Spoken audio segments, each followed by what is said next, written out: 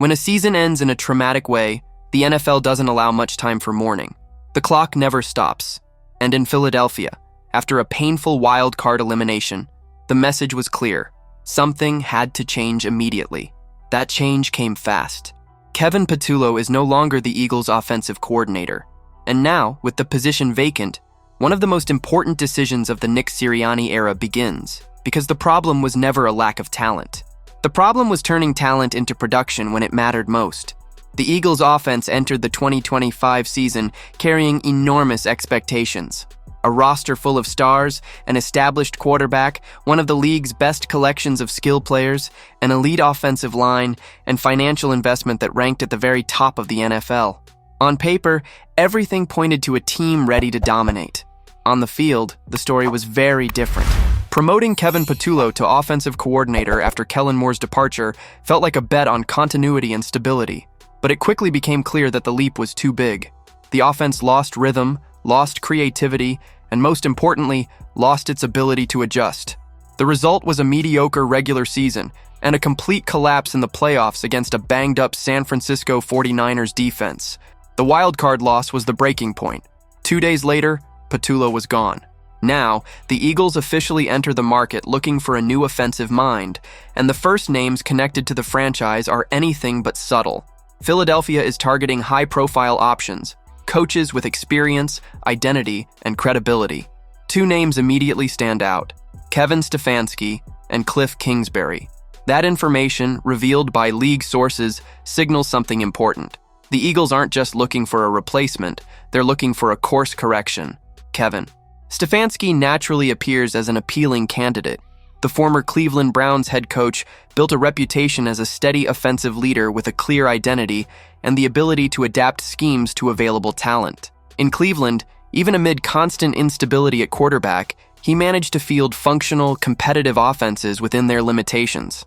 There's also an emotional element to this possibility. Stefanski is a Philadelphia native. He understands the city, the pressure, and the expectations of the fan base. For some, that's an advantage. For others, it's an added risk. The problem is that Stefanski isn't just a candidate for offensive coordinator. He's once again a candidate for a head coaching job. His name has surfaced in interviews across the league. The Giants, Falcons, Ravens, Raiders, Titans, Dolphins, and even a potential opening in Pittsburgh. That raises a practical question. Would Stefanski really take a step back to coordinate the Eagles' offense? That uncertainty makes Stefanski fascinating, but possibly unrealistic. Philadelphia may give him a serious look, but competition for his services as a head coach could quickly remove him from consideration. That's where Cliff Kingsbury enters the conversation in a very real way. Kingsbury is a polarizing name, but his offensive impact is undeniable. His tenure as head coach of the Arizona Cardinals was inconsistent in terms of wins, but highly influential in quarterback development.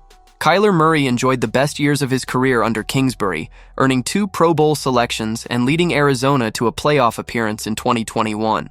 After leaving Arizona, Kingsbury returned briefly to the college game before re-entering the NFL as offensive coordinator for the Washington Commanders.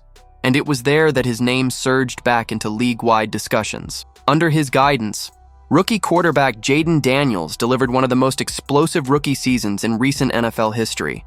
Offensive Rookie of the Year, dynamic offensive schemes, intelligent use of mobility, spacing, and modern concepts. Washington reached the NFC Championship game, an outcome few expected before the season. Ironically, that run ended against the Philadelphia Eagles. That detail matters. Kingsbury knows this Eagles roster well. He prepared game plans against this defense, and now he may be under consideration to lead the offense that eliminated his former team months earlier. The following season in Washington was derailed by injuries. Jayden Daniels missed significant time. Terry McLaurin was sidelined for long stretches.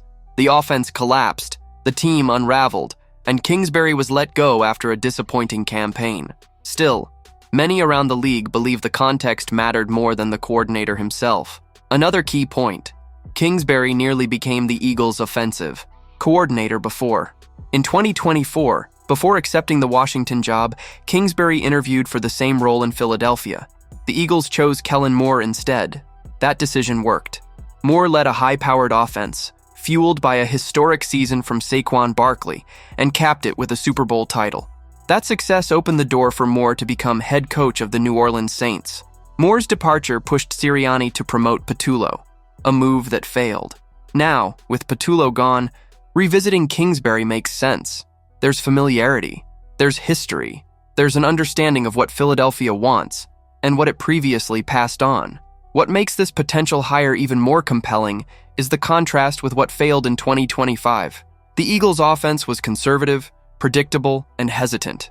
Kingsbury represents the opposite: constant motion, spacing concepts, attacking open grass, quarterbacks on the move, and tempo. It's exactly the philosophical jolt many fans have been demanding. But there is risk. Kingsbury has never been praised for defensive adjustments or long-term adaptability as a head coach. His time in Arizona raised concerns about how his system held up once defenses adjusted. The key question is whether, as an offensive coordinator, free from head coaching responsibilities, he could focus exclusively on what he does best. For Nick Sirianni, this decision is massive. He has already survived an early playoff exit. He has already watched his offensive coordinator choice fail. Now, whoever he hires will be seen as a direct reflection of his leadership and vision. If he misses again, his own job security could be at stake. Hiring Stefanski would signal a commitment to structure, experience, and head coach-level discipline. Hiring Kingsbury would signal a bet on creativity, explosiveness, and offensive modernization. They are very different paths, each with distinct risks and rewards. What is clear is that the Eagles do not want a repeat of 2025. The organization knows the roster is still strong. Jalen Hurts remains a high-level quarterback. A.J. Brown and Devonta Smith form one of the league's best receiving duos. Dallas Goedert remains a versatile weapon. The offensive line, even with changes, is still among the NFL's best. Saquon Barkley proved he can carry an offense. All of that demands an offensive mind capable of maximizing it. The interest in Stefanski and Kingsbury shows that Philadelphia understands the urgency of the moment. This is not the time for internal experiments. This is not the time for safe promotions. This is the time to correct a mistake before the championship window closes. The coaching market will move quickly in the coming days. Head coaching vacancies will be filled. Coordinators will be hired. Timing will matter. If Stefanski accepts a head coaching job, the path narrows.